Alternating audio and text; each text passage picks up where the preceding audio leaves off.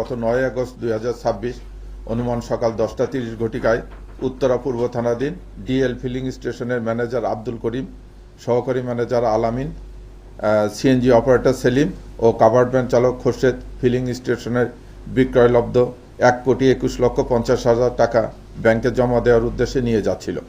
তারা বিমানবন্দর থানাধীন ঢাকা ময়মনসিংহ সড়কের ক্রাউন প্লাজার নিকট বিআরটিএ লেনের কাছে পৌঁছলে মোটরসাইকেলে আসা ডাকাত দল তাদের গতিরোধ করে এবং ডাকাতরা অস্ত্র প্রদর্শন এবং চাপাতি দিয়ে কুবায় তাদের লোকজনকে আহত করে টাকাগুলো ছিনিয়ে নিয়ে যায়।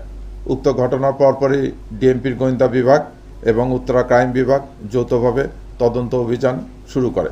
গোয়েন্দা তথ্য অনুসন্ধানের ভিত্তিতে নারায়ণগঞ্জ জেলার সিদ্ধিরগঞ্জ এলাকা থেকে প্রথমে ইলিয়াস সিকদার এবং জাফরকে গ্রেপ্তার করা হয়।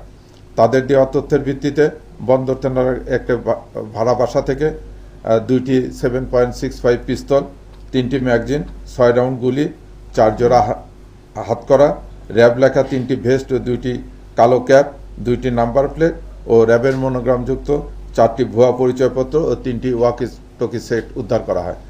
তাদেরকে নিবিড়ভাবে জিজ্ঞাসাবাদের পরে তাদের দেওয়া তথ্যের ভিত্তিতে মাতুয়েল এলাকা থেকে রবিউল ইসলামকে গ্রেপ্তার করা হয়।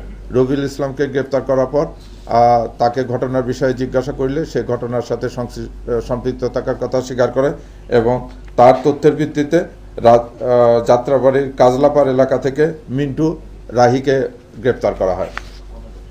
মিন্টু রাহির বাসা তল্লাশি করে সেখান থেকেও আমরা 2টি 7.65 পিস্তল, 3টি ম্যাগাজিন, 15 রাউন্ড গুলি, 3 জোড়া হাতকড়া, র্যাব লেখা 4টি ভেস্ট, স্টিলের 2টি অফসেট পেপারের 4টি বিভিন্ন গাড়ির নাম্বার প্লেট, র্যাবের ভুয়া মনোগ্রামযুক্ত 4টি ভুয়া পরিচয়পত্র, ওয়াকিটকি সেট চার্জার ও একটি মোটরসাইকেল উদ্ধার করা হয়। এছাড়া রবিউল ইসলামের রুবেলার ভাড়া বাসা থেকে ডাকাতির টাকা 3 লাখ টাকা উদ্ধার করা হয়। পরবর্তীতে রবিউল ও মিন্টুর দেওয়া তথ্যের ভিত্তিতে শ্যামপুর থানাধীন পোস্তকালয় এলাকায় অভিযান চালিয়ে সাগরবাড়িকে গ্রেপ্তার করা হয়। সাগরবাড়িকে গ্রেপ্তার করিলে তার ভাড়া বাসা থেকে এই লুণ্ঠিত আরও 9 লক্ষ টাকা উদ্ধার করা হয়।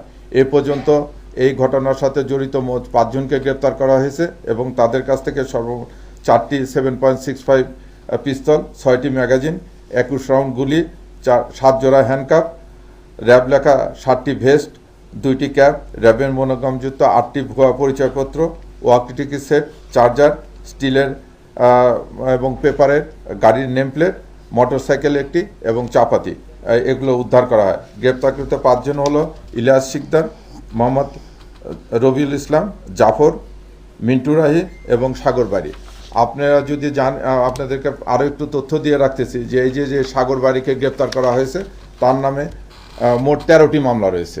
সে একজন পেশাদার ক্রিমিনাল এবং ঢাকা শহরে এর আগেও পূর্বেও সে একই কায়দায় মোটরসাইকেল যোগে এবং মাইক্রোবাস যোগে বিভিন্ন আর্থিক প্রতিষ্ঠান থেকে নগদ টাকা এভাবে ছিনতাই করেছে। আসামি রবিউল ইসলামের বিরুদ্ধে 4টি মামলা রয়েছে। আসামি মিন্টু রাহি তার বিরুদ্ধে 3টি মামলা রয়েছে।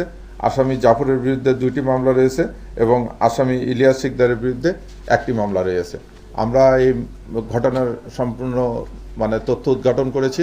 ঘটনার সঙ্গে জড়িত আরও প্রায় 6-7 জন আছে এবং আরও কিছু টাকা উদ্ধার করতে বাকি আছে।